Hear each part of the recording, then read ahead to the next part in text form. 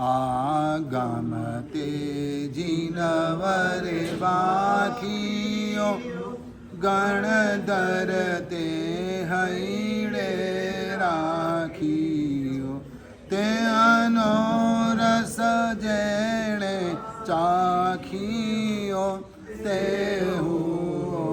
શિવ સુખ સાખીઓ તે શિવ સુખ સાખી.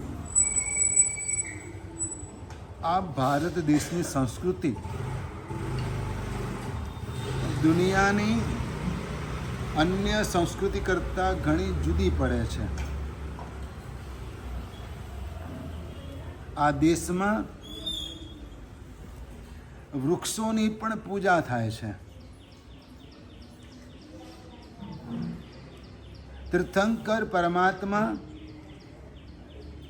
એ વૃક્ષોની નીચે ધ્યાન ધરતા હોય છે. એ વૃક્ષોની નીચે કેવલ જ્ઞાનની પ્રાપ્તિ કરતા હોય છે. એ વૃક્ષોની નીચે દીક્ષા સ્વીકારતા હોય છે. અને આજે પણ શત્રુંજય ગિરિરાજની ઉપર એ વૃક્ષ પૂજાય છે.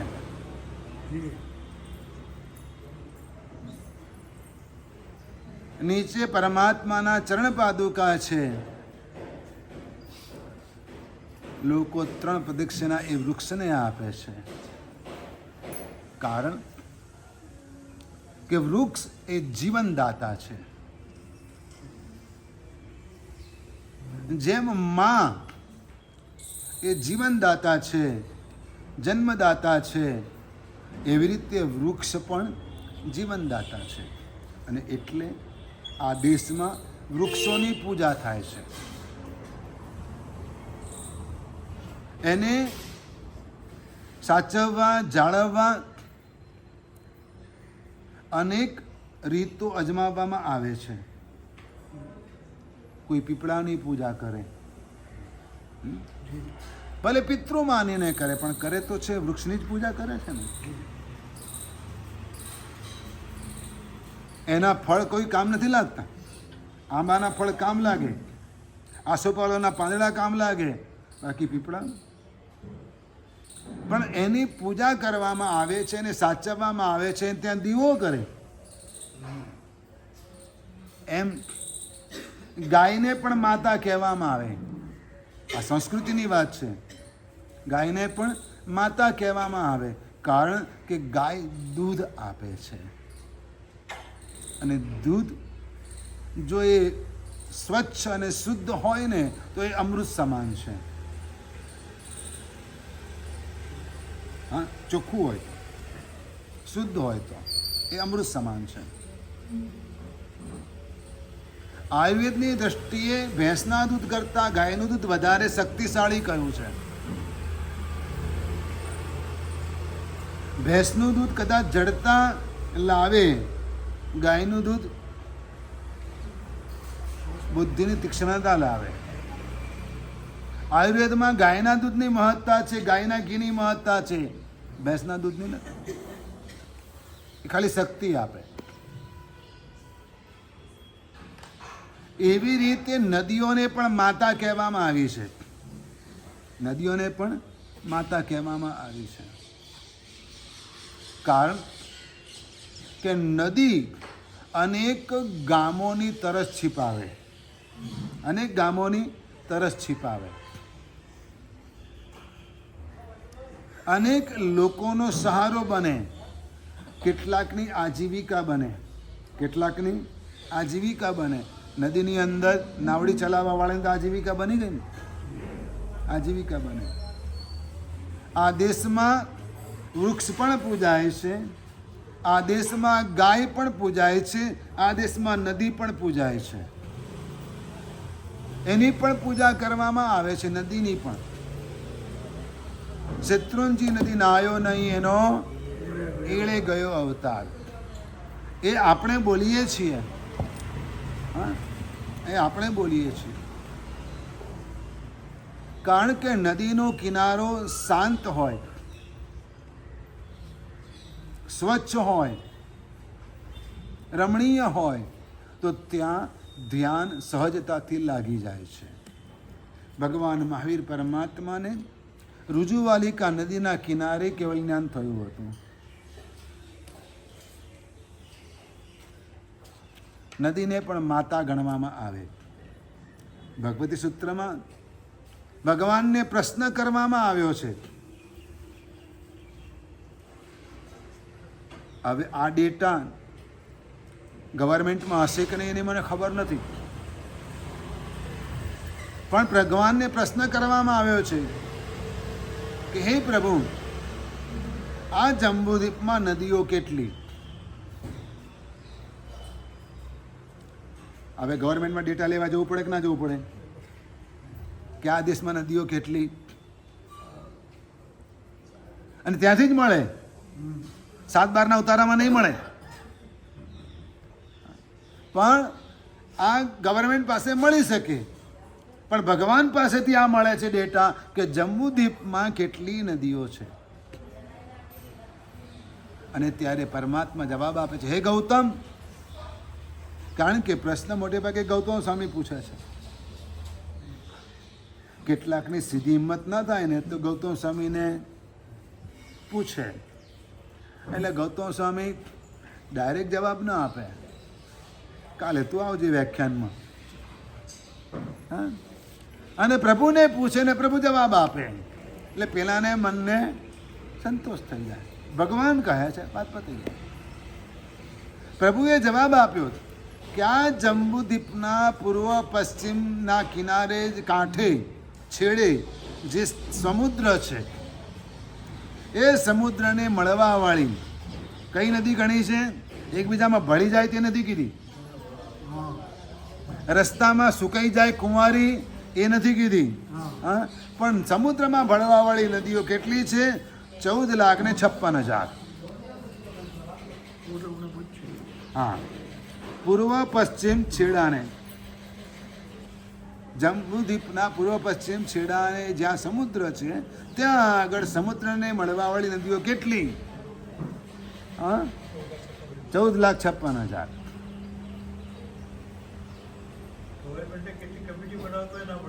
હા, આ વસ્તી ગણતરીમાં અબજોનો ખર્ચો થઈ જશે ત્યારે આ દેશમાં માણસ કેટલા એની ખબર પડશે. અને એ પણ સાચા ખોટા તો આંકડા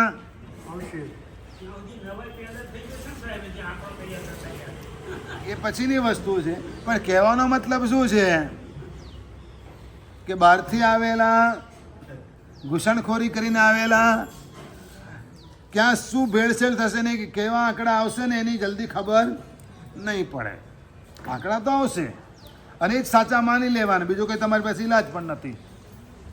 ભલે ને ગમે તેટલા બુંબરાડા પાડો, તમે વિરોધ કરો, ઓબ્જેક્શન લો, કંઈ નહીં થાય. આ જ છે, કારણ કે એની પાસે સત્તા છે. શું છે? એની પાસે સત્તા છે. નદીઓ કેટલી આ દેશ, આ જંબુદ્વીપમાં ભગવાન કહે છે 14,56,000 નદીઓ છે. ગઈકાલનો પ્રશ્ન એક અધૂરો છે. ગઈકાલનો પ્રશ્ન એક અધૂરો છે. પરિસહ 22 પરિસહ અને ઉપસર્ગ. પરિસહ અને ઉપસર્ગ આ બે શબ્દ તમે સાંભળ્યા છે. ઉપસર્ગ અને પરિસહમાં તફાવત છે. ઉપસર્ગ કોકના દ્વારા કરવામાં આવે છે, કોક મનુષ્ય દ્વારા, કોક દેવ દ્વારા, એટલે વ્યંતર દ્વારા પણ હોય, અને કોક ત્રિંજ દ્વારા ઉપસર્ગ કરવામાં આવે એ ઉપસર્ગ કહેવાય. કોકના દ્વારા કરવામાં આવે છે. પણ જે નેચરલી કુદરતી આવે પરેશાની એને પરિસહ કહેવાય, એને પરિસહ કહેવાય. અને સાધુ ભગવંતો એ પરિસહને સ્વેચ્છાએ સહન કરે, સ્વેચ્છાએ સહન કરે. સ્વેચ્છાએ સહન કરે તો કર્મક્ષય થાય, અનિચ્છાએ સહન કરે તો પણ સહન તો કરવાનું જ છે, પણ એવો હેવી કર્મક્ષય ન થાય. થાય ખરું, પણ એ કેવું પરાણે રડતા રડતા બહુ ગરમી પડે છે, બહુ ગરમી પડે છે, અને પાછો પછીનો લૂસતો જાય. પણ સહન તો કરવું જ પડે છે, રસ્તો તો છે જ નહીં. તો એનાથી કર્મક્ષય એટલો ન થાય, ઉપરથી બીજા બંધાય, પણ સહજ રીતે સ્વીકારી લે, ઓકે, પોતપોતાનું કામ કરતો જાય, એમાં એ ફેરફાર ન કરે તો ઘણા કર્મનો ક્ષય કરે. એવી રીતે ગોચરી વોરવા જવું એ પણ પરિસહ છે. સાહેબ એમાં શું પરિસહ, એમાં શું તકલીફ, બોલો, પૂછો. એ તો તમારો ધર્મ છે, હા, એ તો તમારી ફરજ છે, તમારે વરવા જવું જોઈએ. અમે વિનંતી કરી તમારે વરવા આવવું જોઈએ, વાત પતી ગઈ. સારું, તમે બાજુવાળાને એક વાટકી ખાંડ લઈ આવો, એક વાટકી ચણાનો લોટ લઈ આવો, કેવું લાગે? કોણ જાય? કેટલું આકરું પડે. હવે આ બધું આકરું પડે છે. પહેલાં હતું ઇઝી, હા, પહેલાં બધો વ્યવહાર હતો, પણ હવે કોઈને ત્યાં લેવા જવામાં તમારો ઈગો તમને નડે છે. એટલું નથી તારા ઘરમાં, બહાર મળે છે સ્ટોરમાં, જ્યાં લઈ આવે. એ કહેવાનો મતલબ એ છે કે ચર્યા ગોચરી ગોરચર્યા ગોચરી વરવા જવું એ પણ પરિસહ છે. એટલા માટે કે પૂર્વાવસ્થાનો રાજકુમાર હોય, કોઈક શ્રેષ્ઠી હોય, દીક્ષા લીધી અને પછી ગોચરી જવાનો આવે, શું થાય? રાજા હોય, ચક્રવર્તી હોય, રાજકુમાર હોય. જુઓ ને ઋષભદેવ પરમાત્માને, રાજા ઋષભ સૌથી પહેલા રાજા, અને એમણે જ વળી પાછું પોતાની જ પ્રજા આગળ ભિક્ષા માગવા જવાનું નહોતી મળતી, કારણ કે ખબર જ નહોતી. આ ચર્યા પરિસર, બહાર વરવા જાવ એટલે ગોચરી મળે જ એવો નિયમ નથી. ગોચરી મળે જ એવો નિયમ નથી. પરમાત્મા ઋષભદેવને ના મળી, 400 દિવસ સુધી ગોચરી ના મળી. ભગવાન મહાવીરને 5 મહિના 25 દિવસ સુધી ગોચરી ના મળી. અને જ્યારે મળતી હતી ગોચરી, ત્યારે પેલો સંગમાળો આવતો હતો. 6 મહિના સુધી ભગવાનને ઉપવાસ કરાવ્યા એણે. ગોચરી અનિચ્છનીય કરી નાખી, ખપે નહીં ને એવી કરી નાખી. એક આડ પ્રશ્ન છે, પ્રશ્ન જ છે, પ્રભુને પૂછવામાં આવ્યો છે કે પ્રભુ, જે આત્મા જીવોની વિરાધના નથી કરતો, જે આત્મા સાધુ સાધુ જે ભગવંતોને ગોચરી ઉપકરણ વગેરે વરાવે છે, એને શું લાભ થાય? ભાવથી વરાવે છે, એને શું લાભ થાય? બહુ સરસ જવાબ આપે ભગવાને કે એ આત્મા દીર્ઘાયુ બાંધે છે. શું કરે છે? એ આત્મા દીર્ઘાયુ બાંધે છે. અત્યાર સુધી આપણે એમ કહેતા હતા કે પૂર્વમાં બહુ જીવદયા પાળી હશે ને એટલે આટલું લાંબુ આયુષ્ય તમારું છે. પણ એક વાત હવે ઉમેરી દેજો કે સાધુ સાધુ જે ભગવંતોની ભક્તિ કરી હશે, વૈયાવચ કરી હશે, એમની અનુકૂળતાની ઉપલબ્ધિ કરાવી આપી હશે, તો પણ દીર્ઘાયુની પ્રાપ્તિ થાય. એવું ભગવતી સૂત્રમાં પરમાત્મા કહે છે. તમે પૂછો છો સુખ સંજમ જાત્રા નિર્મોહ છોજી, શું પૂછો છો? કે આપની સંયમ યાત્રા સુખપૂર્વક પસાર થઈ રહી છે? સંયમ જીવનમાં કોઈ બાધા તો નથી ને? અને હોય તો તમે એના માટે તત્પર છો. વાત પતી ગઈ. પરિસર સાધુ વરવાને માટે જાય, ક્યારેક અપમાન પણ થાય, ક્યારેક કોઈક ઇગ્નોર પણ કરે, ક્યારેક કોઈક ઇગ્નોર પણ કરે. એક પ્રદેશમાં એક ગામમાં અમે ગોચરી માટે ગયા, નવા વિહાર કરીને ગયા હતા, અને કહ્યું કે ભાઈ ચાલો, કોઈક વિનંતી કરવા આવે તો કહીએ કે ચલો ભાઈ લાવા, એ ઘરે લઈ જાય. હવે તકલીફ એ ગામની સિચ્યુએશનની અમને ખબર ના હોય, સામાજિક શું પ્રોબ્લેમ છે એની અમને ખબર ના હોય, એટલે અમે કહીએ કે બિચારા બીજા ઘર બતાવો ને, તો શું કે ખબર સામે બધી જ આપણા જૈનોના ઘર છે, પણ ઘર બતાવવા ન આવે. સાહેબ સામે લાઈનમાં બધા આપણા જ ઘર છે, સાહેબ આ બિલ્ડિંગમાં બધા આપણા જૈનો જ રહે છે, પણ એક જણ બતાવવા ના આવે, સાથે ન આવે, એને એનો પ્રોબ્લેમ હશે. પણ અમે તો મૂંઝાઈ જઈએ ને કે જવું કઈ રીતે, બધાના બારણા જ બંધ હોય, બધાના દરવાજા બંધ હોય, શું કરવાનું, કઈ રીતે ગોચરી જવું? હા, તો ક્યારેક એવું બને કે 5 માળ 7 માળ ઉપર ચડ્યા હોઈએ, ગોચરી બાકી હોય, નીચે ઉતરી વળી પાછા બીજા 4 માળ ચડવાય પડે. આવો ચલો અમારી સાથે. આને ચર્યા પરિસહ કહેવાય. શું કહેવાય? ચર્યા પરિસહ કહેવાય. ભગવાનને એમ પૂછવામાં આવ્યું છે કે હે પરમાત્મા, આ પરિસહ કઈ કર્મ વર્ગણામાં આવે? પ્રશ્ન એ છે, હે પ્રભુ, આ પરિસહ કઈ કર્મ વર્ગણામાં, કયા કર્મને આધીન આવે? પરમાત્માએ બહુ સરસ જવાબ આપ્યો, બહુ સ્પષ્ટ કહ્યું. એક, કેટલાક પરિસહ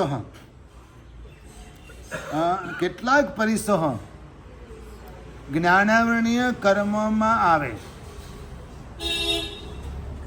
કેટલાક પરિસહ વેદનીય કર્મને કારણે આવે,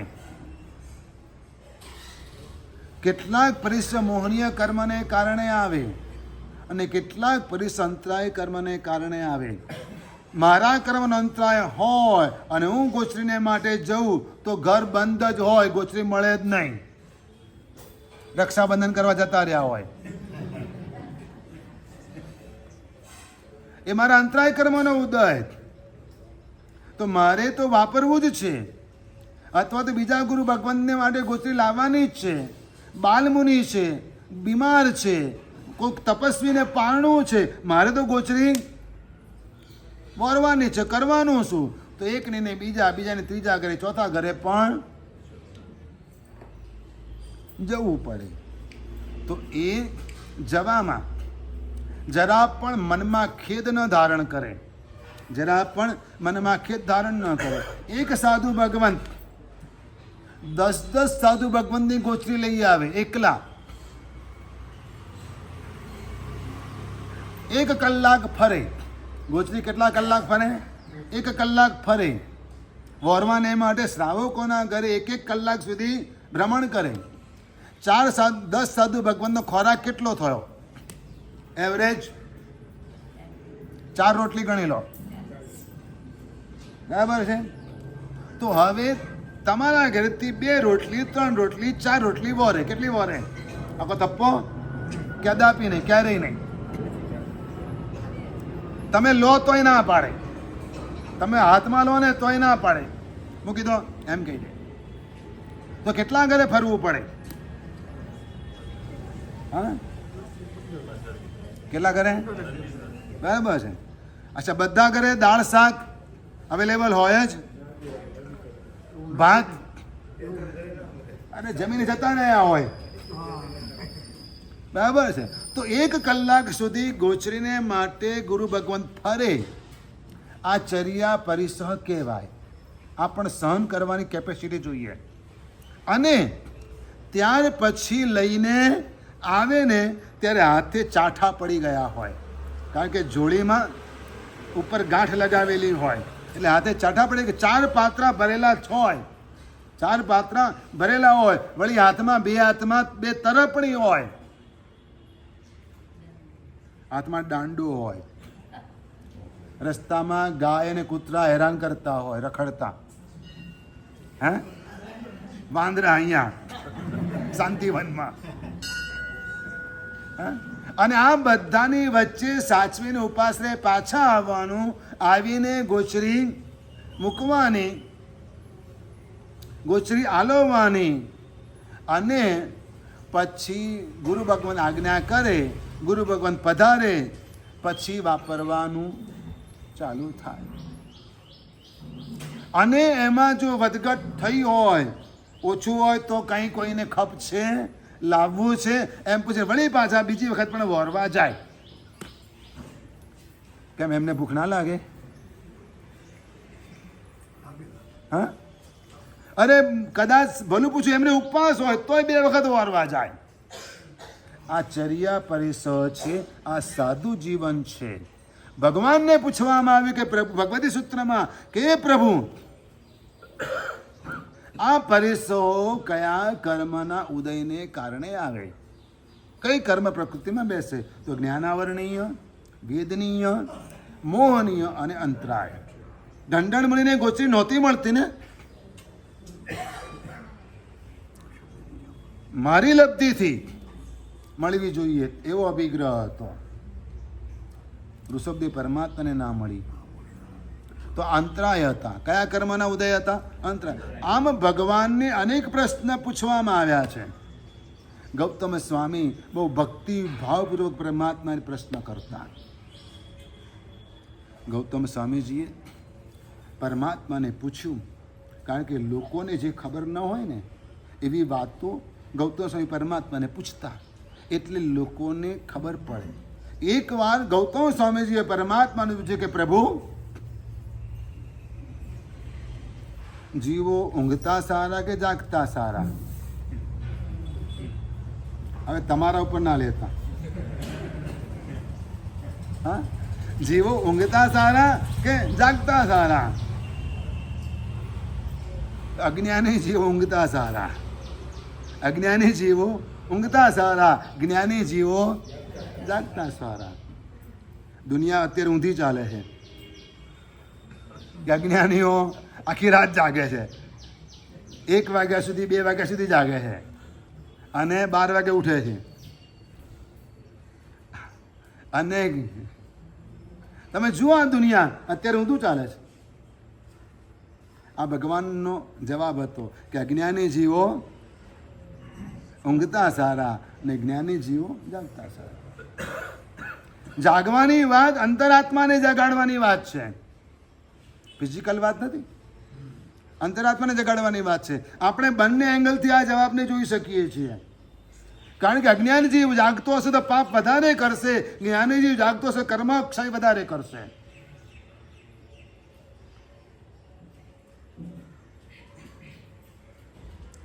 આગળ આપણે સૂત્ર સાંભળ્યું હતું, સુત્તા અમુણી મુનિનો સયા જાગરંતી.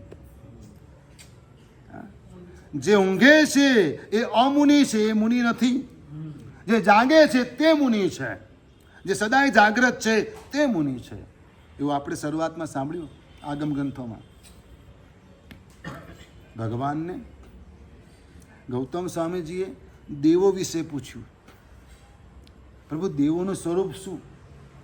ઇન્દ્ર મહારાજની શક્તિ શું? દેવોનું સ્વરૂપ શું? ઇન્દ્ર મહારાજની શક્તિ શું? ભગવાને ઇન્દ્ર મહારાજની શક્તિનું પણ વર્ણન કર્યું, દેવોના સ્વરૂપનું પણ વર્ણન કર્યું. દેવોના સ્વરૂપનું પણ વર્ણન કર્યું કે કેટલાક દેવો 1000 જાતના રૂપ બનાવી શકે છે.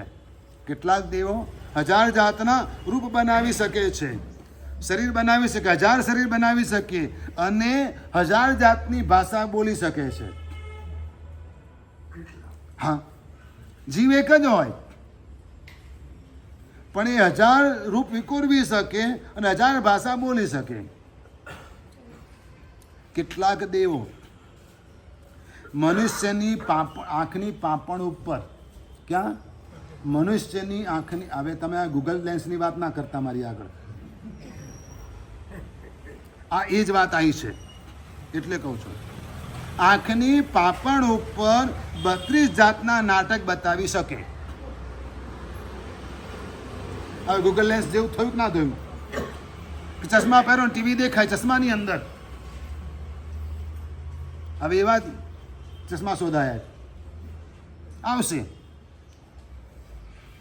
તો આ દેવોની વાત ભગવાને કરી હતી, ખોટી હતી?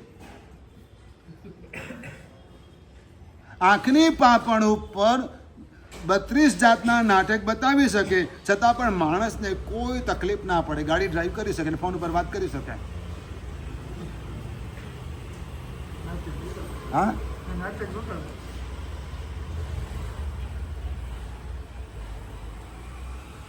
આ દેવોને અવ્યાબાદ દેવ કહેવામાં આવે છે. આ દેવોને અવ્યાબાદ દેવ કહેવામાં આવે છે. આપણે બીજા આગમ સૂત્રોની અંદર સુતસ્કંદ શબ્દ સાંભળ્યો. કયો શબ્દ સાંભળ્યો? સુતસ્કંદ. ઉદ્દેશ સમુદ્દેશ આ શબ્દ સાંભળ્યા. આ ગ્રંથની અંદર શતક શબ્દ આવે છે. આપણે ગુજરાતીમાં પ્રકરણ કહીએ, ઇંગ્લિશમાં ચેપ્ટર કહીએ, એમ આગમ ગ્રંથોમાં સુતસ્કંદ, ઉદ્દેશ, સમુદ્દેશ, સૂત્ર આવા અલગ અલગ શબ્દો છે. પણ ભગવતી સૂત્રમાં જે તે વિભાગને શતક કહેવામાં આવ્યું છે. અહીંયા શતકને 100 કે સેન્ચુરી સાથે કોઈ મતલબ નથી, પણ આ શબ્દ પ્રયોજાયો છે. કેટલાક આગમ ગ્રંથોને ગમિક કહેવાય છે, કેટલાક આગમ ગ્રંથોને અગમિક કહેવાય છે. ગમિક એટલે શું અને અગમિક એટલે શું? જે સૂત્રમાં એક સરખા આલાવા આવતા હોય અને માત્ર થોડાક જ શબ્દોનો ચેન્જ આવતો હોય, એ સૂત્રને ગમિક કહેવામાં આવે છે. તમને કોકની દીક્ષા થાય અને અઠવાડિયામાં સમાચાર મળે કે આ નાના મહારાજે તો 3 દિવસમાં પક્ષી સૂત્ર મોઢે કર્યું, એવું જાણવા મળે તો તમે બહુ અનુમોદના કરો કે કહેવું પડે 350 ગાથાનું પક્ષી સૂત્ર એમને 3 દિવસમાં કરી લીધું, કેવું પણ? હા, થઈ શકે, કારણ કે એમાં 6 આલાવા એક સરખા છે. શું છે? 6 આલાવા એક સરખા છે, જે 3 પેરેગ્રાફના છે, પણ એક સરખા. 5 મહાવ્રતોના અતિચાર સ્વરૂપ અને રાત્રિ ભોજન ત્યાગના અતિચાર સ્વરૂપના એ આલાવા છે. પણ એમાં બધા શબ્દો સરખા, ક્યાંક જ થોડાક શબ્દોનો ચેન્જ આવે, એટલે આ સૂત્રને ગમિક કહેવાય. એક સરખા આલાવા જેમ આવતા હોય એ આગમ ગ્રંથને ગમિક કહેવામાં આવે છે. ઇવન એ પક્ષી સૂત્રમાં કેટલીક ગાથાઓ પણ એક સરખી, ખાલી છેલ્લા એક પદમાં ચેન્જ આવે, છેલ્લા એક જ પદમાં ચેન્જ આવે, આવી ગાથાઓ પણ હોય. પણ અગમિક એટલે શું? જીવ વિચાર પ્રકરણ બધી ગાથાઓ જ છે, એમાં એક સરખું કંઈ ના મળે, એટલે એને અગમિક કહેવાય. શું કહેવાય? અગમિક કહેવાય. એવી રીતે આગમ ગ્રંથોના આપણે 2 ભાગ પાડીએ. ગઈકાલે 4 ભાગની વાત કરી હતી કે આ ભગવતી સૂત્ર જયકુંજર હાથી જેવું છે, હાથીના 4 પગ, એમ આ ભગવતી સૂત્રના 4 અંગ, દ્રવ્યાનુયોગ વગેરે બતાવ્યું હતું. એમ આગમ ગ્રંથોને આજે 2 ભાગમાં જુદા પાડવા છે આપણે, અને એમાં અંગ પ્રવિષ્ટ અને અંગ બાહ્ય, આ 2 ભાગ પાડવાના.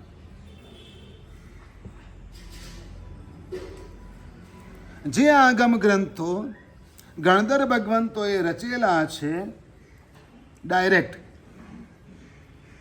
એ આગમ ગ્રંથોને અંગ પ્રવિષ્ટ કહેવાય. એટલે કે 12 અંગની અંદર ગણના કરવામાં આવે. અંગ કેટલા? આપણે 11 બોલીએ છીએ અત્યારે, 11 અંગ 12 ઉપાંગે બોલીએ, પણ 12 અંગ. તો જે આગમ ગ્રંથો ગણધર ભગવંતોએ ડાયરેક્ટ રચેલા હોય અને આ 12 અંગની અંદર સમાવિષ્ટ હોય, એને અંગ પ્રવિષ્ટ કહેવાય. અને જે આગમ ગ્રંથો સ્થવિરોએ રચેલા હોય, જે આ 12 અંગની અંદર ગણતરીમાં આવતા ન હોય, એને અંગ બાહ્ય કહેવાય. અંગ પ્રવિષ્ટ શ્રુત, અંગ બાહ્ય શ્રુત. કેવું શ્રુત? એ પણ જ્ઞાન જ છે, ભગવાનની વાણીના આધારે જ થયેલું છે, પણ આ ડાયરેક્ટ છે અને આ ઇનડાયરેક્ટ છે, વાયા છે. હા, વાયા છે. તો આ ભગવતી સૂત્ર તો અંગ છે, પાંચમું અંગ છે. આ ભગવતી સૂત્ર કેવું છે? પાંચમું અંગ છે. અને આપણે એની વાત કરીએ છીએ અને એમાં પૂછાયેલા પ્રશ્નોના જવાબ ભગવાને શું આપ્યા એ જાણવા પ્રયત્ન કરીએ છીએ. ઇન્દ્ર મહારાજની શક્તિ કેટલી? તો એમ કહે છે પરમાત્મા કે ઇન્દ્ર મહારાજ માણસના મસ્તકના ટુકડા કરી નાખે, ચૂર ચૂર કરી નાખે. એક અસત કલ્પના છે, આવું કરે નહીં પણ કરી નાખે. એનું ચૂર્ણ બનાવી દે, એક કમંડળમાં ભરી દે અને પછી એમાંથી પાછું તરત જ એ માણસનું મસ્તક એવું ને એવું બનાવીને પાછું ધડ સાથે જોડી શકે એવી શક્તિ ઇન્દ્ર મહારાજની હોય. માણસ જીવતો જ રહે, મરે નહીં. અને આ કામ એટલી કુશળતાથી ને એટલી ઝડપથી કરે કે માણસને જરા પણ પીડાનો અનુભવ ન થાય. આ ઇન્દ્ર મહારાજની શક્તિ. ભગવાનને આવા જુદા જુદા વિષયના લગતા પ્રશ્ન પૂછાયા અને ગૌતમ સ્વામીજીને આવા જવાબો સાંભળી પ્રભુ પ્રત્યે અહોભાવ વધી જતો.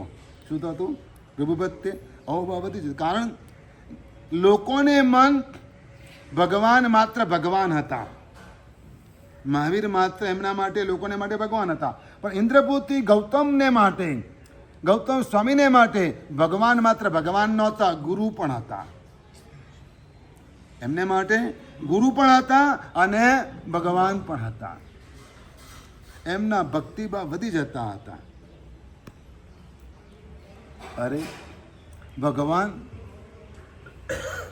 નાના બાળકને પણ દીક્ષા આપતા. અયમત્તા મુનિને દીક્ષા આપી. અયમત્તા મુનિને દીક્ષા આપી.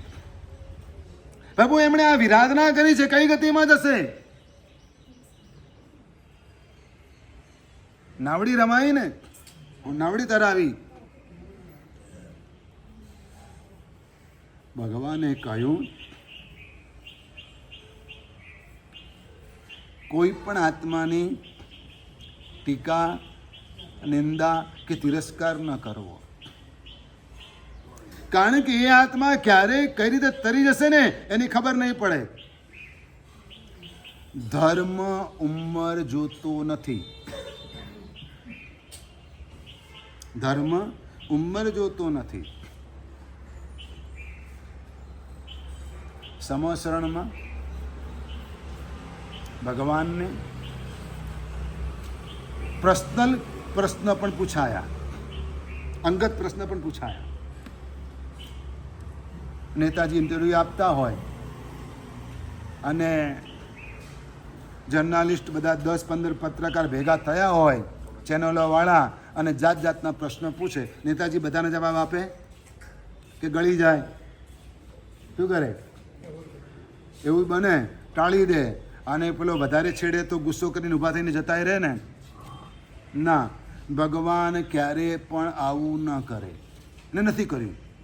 ભગવાને એક દિવસ એક આસને બેસીને એક સાથે 54 પ્રશ્નના જવાબ આપ્યા હતા. કેટલા? એક સાથે એક દિવસ એક જ આસને બેસીને ઊભા થયા વગર, જરા પણ પગ બદલ્યા વગર. આ તો તમને કહું છું, પગ નહીં બદલવાનો.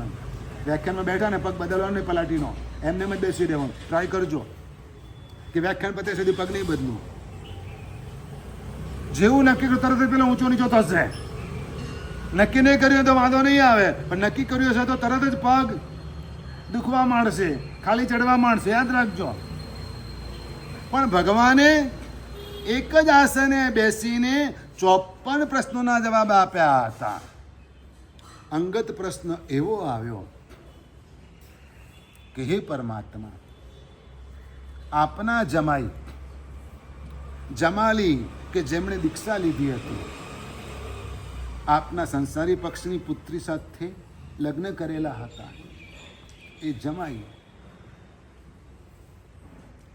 એમણે જગતની અંદર ખુલ્લેઆમ આપણી સામે બળવો કર્યો. હવે આ ઘરની વાત બહાર કરાય? કોઈ પૂછે તો એટલે ભાઈ અહીંયા રહેવા દે ને, આ બધી વાતો એ ના કરાય. હવે જાત ઉઘાડી ના પડી જાય. આ ઘરની વાતો બહાર કરો તો કેવું લાગે? પણ ભગવાનને પૂછ્યું, પ્રભુ એની કઈ ગતિ થશે? એની કઈ? હવે ભગવાન શું કહે? જો જમાઈને સારું લગાડવા જાય તો પણ ખોટું છે, ભૂલ પડે. અને જો સાચે સાચું કહી દે તો પેલાને વધારે ખોટું લાગે, વધારે બગડે એમ છે. શું કરવાનું? કરવાનું શું? બોલો. પેલો વધારે બી ફરશે, આવું સાંભળશે તો કે ભગવાને મારા માટે આવું કહ્યું. ભગવાન તો જે સત્ય હોય તે જ કહે. શું કહે? એને શું લાગશે, કેવું લાગશે, સંબંધો સુધરશે બગડશે કોઈ વિચાર ન કરે. જે સત્ય હોય, જ્ઞાનમાં દેખાતું હોય, કેવળ જ્ઞાનમાં દેખાતું હોય એ જ કહેશે. એટલે ભગવાને કહ્યું કે જમાલી હજુ 15 ભાવ સુધી જ્યાં ત્યાં રખડીને દુઃખી થશે અને પછી એનો ઉદ્ધાર થશે. આ ભગવાન ઉપર સીધો એટેક હતો. કેવું દુઃખ થાય દીકરીને માટે પૂછે એટલે. એટલે કોઈની દીકરી માટે કંઈ પણ બોલતા પહેલા વિચાર કરજો. તમારી દીકરી માટે કોઈ પૂછે તો કેવી તકલીફ થાય છે?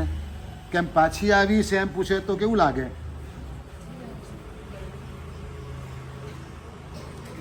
કેવી ચચરે? આ તો ભગવાનના શાસનમાં દીક્ષિત થયા હતા, ભગવાનનો માર્ગ સ્વીકાર્યો હતો અને ભગવાનના ઉપદેશની વિરુદ્ધ ચાલ્યા. ઓપોસ નવો પંથ ચાલુ કર્યો. કેવું લાગે ભગવાને? મારી દીકરી, સગી દીકરી જતી રહી, મારા વિરુદ્ધમાં ગઈ. દીક્ષા લીધા પછી પણ તમે વિચાર, દીક્ષા લીધેલી હતી ને, હવે શું લેવા દેવા હતી જમાલી સાથે એને? પ્રિયદર્શનાજી સાધુજીને કઈ નહીં, તો પણ એ ગઈ. મોહ ત્યારે પણ નડતો હતો, મોહ આજે પણ નડે છે. જે જાગે છે તે જ જીતે છે, જે જાગે છે તે જ મુનિ છે. સુત્તા અમુનિ મુનિનો સયા જાગરંતી. સંતારો કરેલો હોય ને તો પણ જાગતા હોય. તમને દેખાય સૂતા છે પણ હોય જાગતા. કારણ કે કૌશગ 3 રીતે થાય.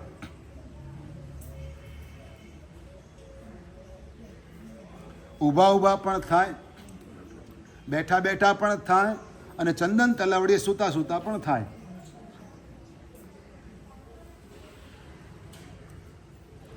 એક બેન આવ્યા અને મને પૂછ્યું કે સાહેબ શરીરની બહુ તકલીફ છે, શું કરું? કંઈ થતું નહીં. કૌશક કરાય, આવું બધું કરાય, પણ કે સાહેબ બેસાતું તમે સૂતા સૂતા કરો ને.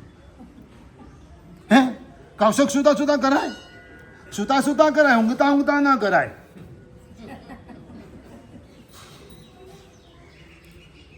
જે મહાત્માએ અણસણ સ્વીકારવું હોય તો એ મહાત્મા કૌશક કઈ રીતે કરે? સૂતા સૂતા કરે.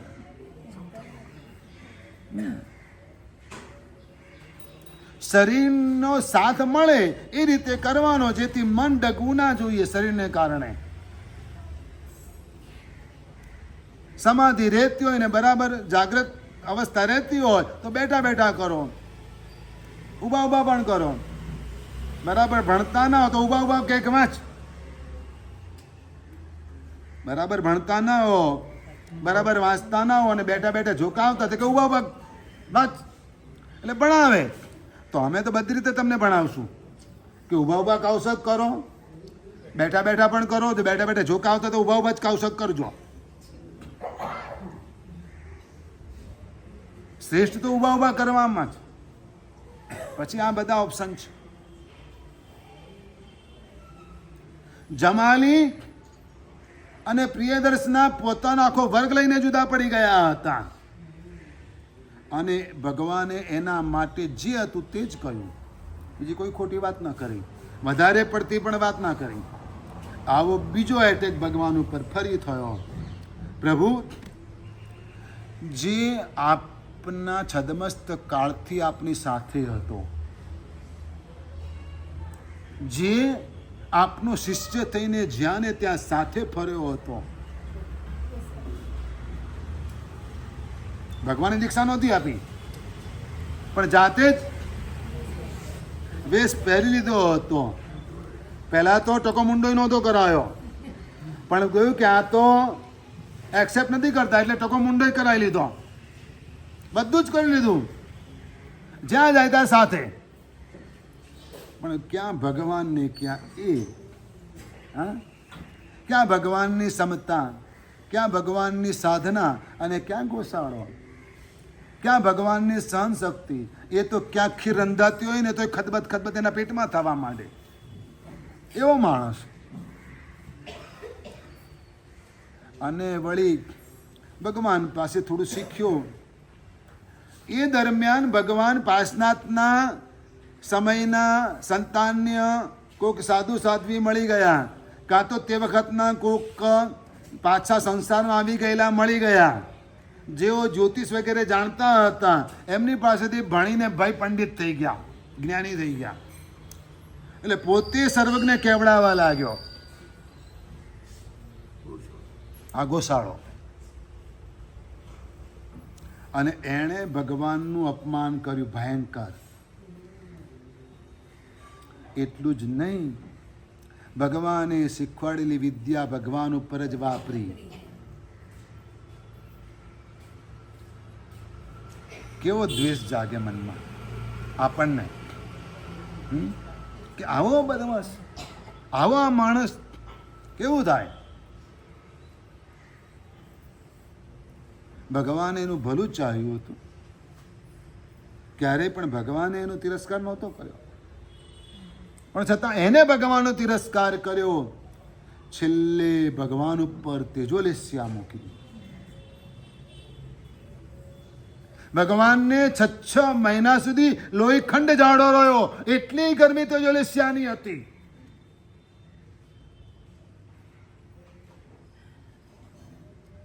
ભગવાનને માટે મુનિ ભગવંતો સ્પેશિયલ ગોચરી લાવતા હતા કે જેથી ભગવાનને સાતા થાય, લાવવી પડતી હતી. પ્રભુને પૂછતા, પ્રભુ આપણે યોગ્ય ગોચરી ક્યાંથી મળશે? રેવતી શ્રાવિકાને ત્યાંથી મળશે.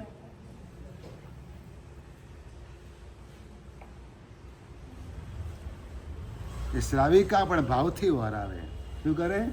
એ શ્રાવિકા પણ ભાવથી વરાવે.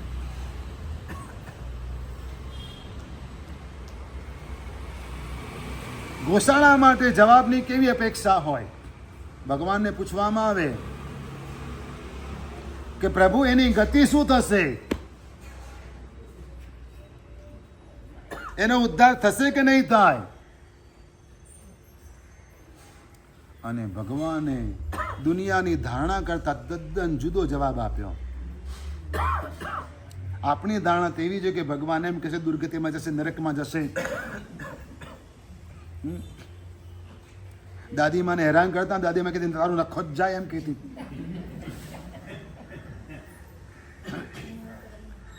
એવું બોલતી કે નહીં?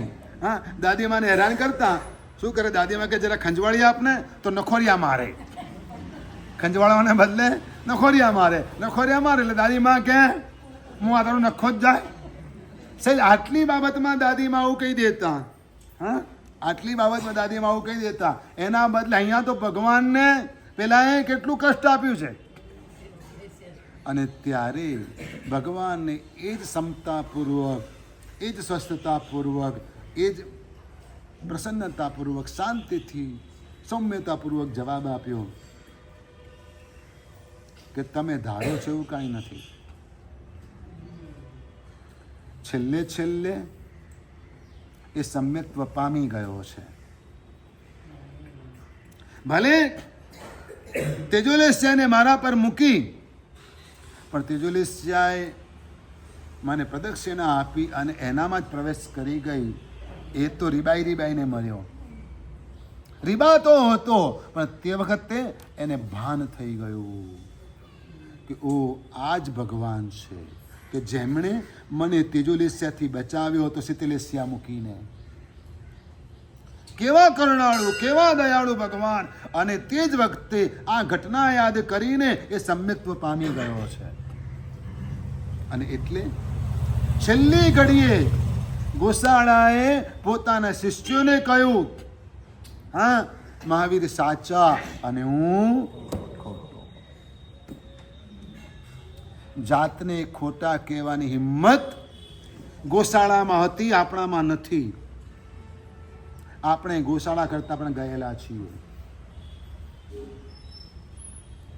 જાણીએ છીએ કે ખોટો છું, છતાં પણ કબૂલાત નથી કરવી કે હું ખોટો છું. જ્યારે ગોશાળો સમજી ગયો કે હું ખોટો હતો, મેં ખોટી પ્રરૂપણા કરી હતી, મહાવીર ભગવાન સાચા હતા, સર્વજ્ઞ એ જ હતા, હું સર્વજ્ઞ હતો જ નહીં.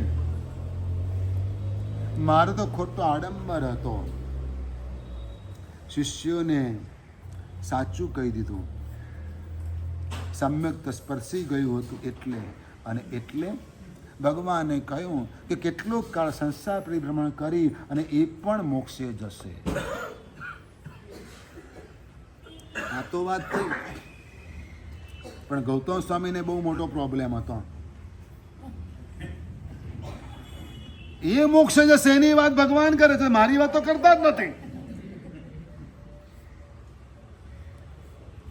હવે ગૌતમ સ્વામી જેને દીક્ષા આપે ને એ બધાને, હવે મૂળ તો બ્રાહ્મણ ને, એટલે ભિક્ષાની સાથે દક્ષિણા પણ જોઈએ જ. શું જોઈએ? ભિક્ષાની સાથે દક્ષિણા તો જોઈએ. એમને એમ તો ચાલે નહીં, એ ટેવ પડેલી. એટલે એ તો દીક્ષા લીધા પછી, ગણતર થયા પછી પણ એકલી ગોચરી નોંધા વપરાવતા, સાથે દક્ષિણા પણ આપતા હતા કેવળ જ્ઞાનની. 1500 તાપસોને ખીર વપરાવીને પારણું કરાવ્યું, દક્ષિણામાં કેવળ જ્ઞાન આપ્યું.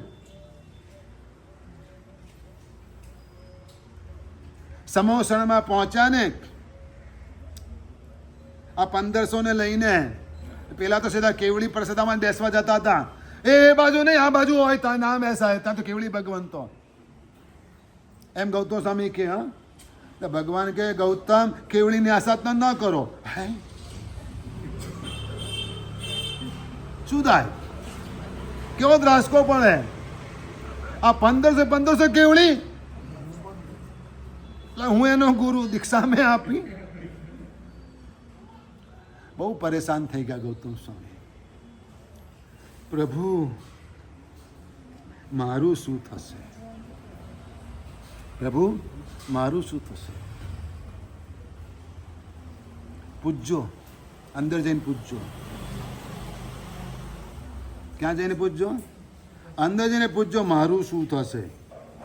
જવાબ મળે એ સાચો.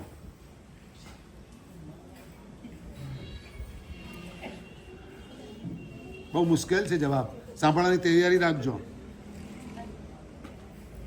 ભગવાનને પૂછવામાં આવ્યું ઇન્દ્રપુત્રી ગૌતમ દ્વારા, ગૌતમ સ્વામીજી દ્વારા કે પ્રભુ, ભગવાન સમજી ગયા કે આને શું પૂછવું છે, શું કહેવા માંગે, પણ બોલવા દીધો. શું કર્યું?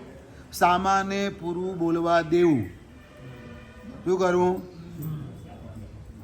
એટલે એને સંતોષ થાય કે મારી વાત સાંભળી.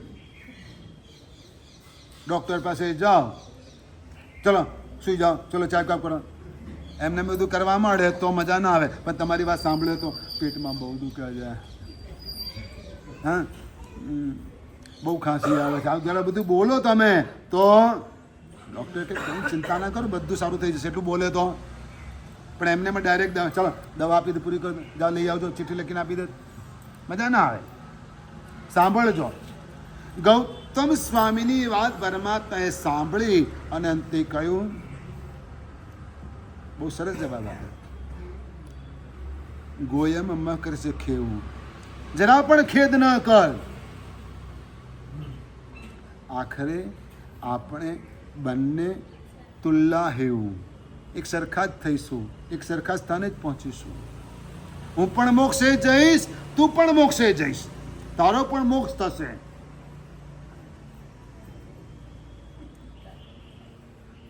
બસ આટલો સિક્કો લાગી જાય ને કામ પતી ગયું, બસ પૂરું થઈ ગયું, ઘણું થઈ ગયું, પછી ટેન્શન નથી કઈ. સ્ટેમ્પ લાગી જવો જોઈએ કે હા તારો પણ મોક્ષ છે. ભગવાને આપણા ઉપર સ્ટેમ્પ માર્યો છે કે તારો પણ મોક્ષ છે, કારણ કે તું ભવ્ય છે. શું કહ્યું છે? તું ભવ્ય છે એટલે તારો પણ મોક્ષ છે. બસ આ સિક્કો લાગેલો જ છે. હવે અષ્ટાપદ તું ચડ, તારી તાકાતથી, તારી શક્તિથી. આત્મલબ્ધિ વસેણ ગોયમ સંચરીય. ગૌતમ સ્વામી પોતાના આત્માની લબ્ધિથી, આત્માના બળથી અષ્ટાપદ ગિરિરાજ ઉપર ગયા. કેદારનાથ પહોંચી નથી શકતા બધા, પાછા આવવું પડે છે. પુલ તૂટી જાય છે, પર્વતો તૂટી પડે છે, બસ ખીણમાં પડે છે, ઘોડાઓ ગબડી પડે છે, કશું નથી મળતું. તણાઈ ગયેલા ક્યાં ગયા ખબર નથી પડતી, ક્યાં દટાઈ ગયા. ત્યાં આધુનિક મશીનરી પણ 4 દિવસ પછી પહોંચે એટલે આશા બચાવની રહેતી નથી. અરે ક્યારેક તો બરફાની બાબા એમને પીગળી જાય દર્શન આપ્યા વગર, માર 4 દિવસ દર્શન આપે. તો ત્યાં એનાથી આગળ અષ્ટાપદ, ક્યાં? એનાથી આગળ અષ્ટાપદ છે. ત્યાં પહોંચવું તો અત્યારે લુપ્ત છે, પણ સંશોધન થાય છે, સંશોધન થાય છે. જૈન સમાજ એની પાછળ કરોડો રૂપિયા ખર્ચે છે સંશોધનને માટે. જે ઇતિહાસના તથ્યો શોધવાની વાતો કરે છે, જો 3000 વર્ષ પુરાની વસ્તુ મળતી હોય, એના કરતાં હજારો લાખો વર્ષ પુરાના અવશેષો મળતા હોય તો 2500 વર્ષ પહેલાનું કેમ ન મળે? 2500 વર્ષ પહેલા જે હતું એ કેમ ન મળે? એટલે સંશોધનો. જો બુદ્ધના અવશેષો વિદેશમાંથી પાછા લાવી શકાતા હોય તો મહાવીરના અવશેષો ક્યાં ગયા?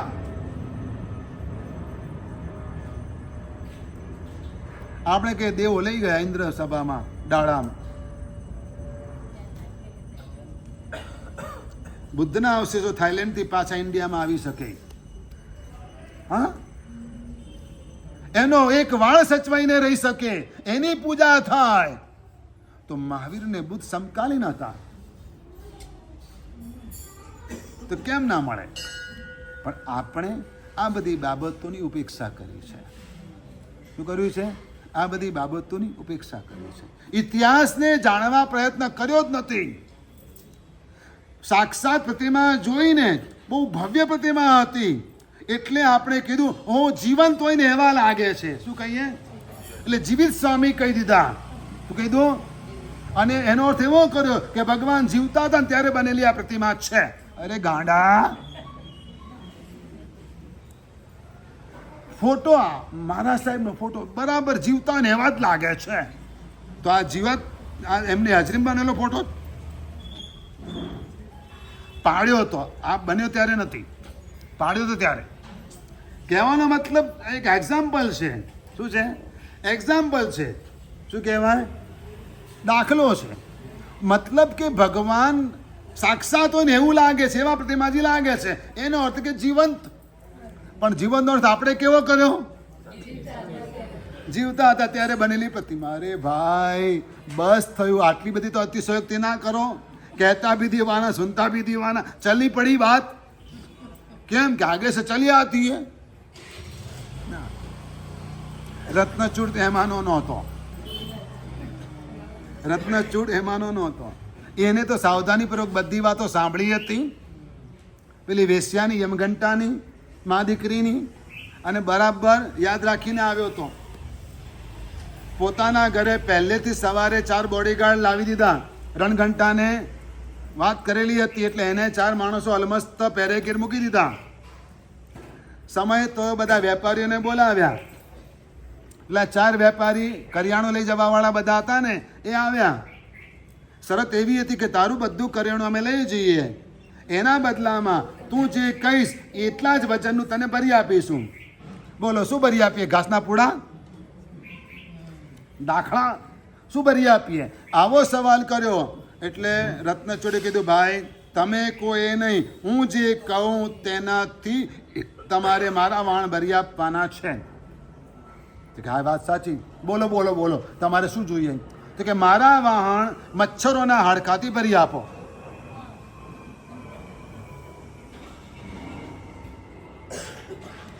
હે આવી વાત કરો છો? મચ્છરના તો કે હાડકા હોતા હશે? હું કાંઈ ના જાણું, મારે મચ્છરના હાડકાથી મારા વાહણ ભરેલા એટલા વજનવાળા જોઈએ. શું તમે મજાક કરો છો? નહીં, સાચી વાત, મારે એ જ જોઈએ. પેલા ગેંગે ફેંફે થવા લાગ્યા તો કહી દીધું તો લાવો 4 લાખ રૂપિયા. હે 4 લાખ રૂપિયા? પેલા છટકવા ગયા ને ભાગવા ગયા, 12 પેરેગીરું પેલા જ હતા. 4 લાખ મંગાઈને આપવા પડ્યા ત્યારે પેલા જઈ શક્યા. પેલા વિચાર કે જિંદગીમાં પહેલવેલો મળ્યો. હા, અત્યાર સુધી અમે બધા લૂંટ્યા હતા, પણ આ એક જ પહેલવેલો મળ્યો કે જે અમને ખંખેરીને જઈ રહ્યો છે. 4 લાખ ચૂકવવા પડ્યા. અને પછી પેલા કાકા આયા, આંખ ગીરવે મૂકી હતી. બોલો 1000 સોનું અહીંયા પાછી લેવા આવ્યા. આવો આવો દાદા. હા હા કે લાવ બેટા આંખ. દાદા કે તકલીફ પડી, કે આંખ મેળવવામાં તકલીફ પડી. મેં મારા પિતાજીને ખબર મોકલ્યા. એમણે કહ્યું એ અવાજ નહીં, બાના નહીં કાઢ, સીધી સીધી છાની માની મને આંખ આપી દે. હા, તારા બાપાને મેં 1000 સોના મોર લીધેલી હતી અને એની સામે મેં મારી આંખ આપેલી. મેં તને 1000 સોના મોર આપી, તારે મને મારી આંખ પાછી આપી દેવી જોઈએ. દાદા વાત સાચી, મારે તમારે આપી જ દેવાની છે. દૂધે ધોઈને તમારી આંખ પાછી આપીશ. લો બોલો બીજું કાંઈ. પણ શું છે કે મારા બાપાએ આવી 500 જણની આંખો ગીરવે રાખેલી છે. એટલે હવે એમાંથી તમારી આંખની જોડ મારે કાઢવી કરી દે. તમારી આ એક આંખ આપો તો મેળ કરીને લઈ આપું. કે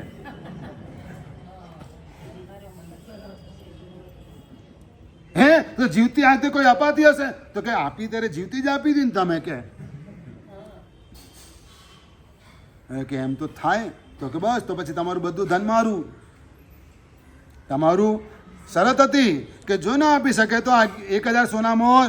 ચલો છાના માના જતા રહો. આખરે ઘરની બહાર શું કરવું પડ્યું? કાઢી મૂકવા પડ્યા. નીકળી જવું, નીચી મુંડી કરીને જતા રહેવું પડ્યું. પેલા 4 પંચાયતથી આવ્યા, દરિયાનું પાણી માપવા વાળા. હવે એનો જવાબ શું આપે છે એ તો આવતીકાલે કહીશું.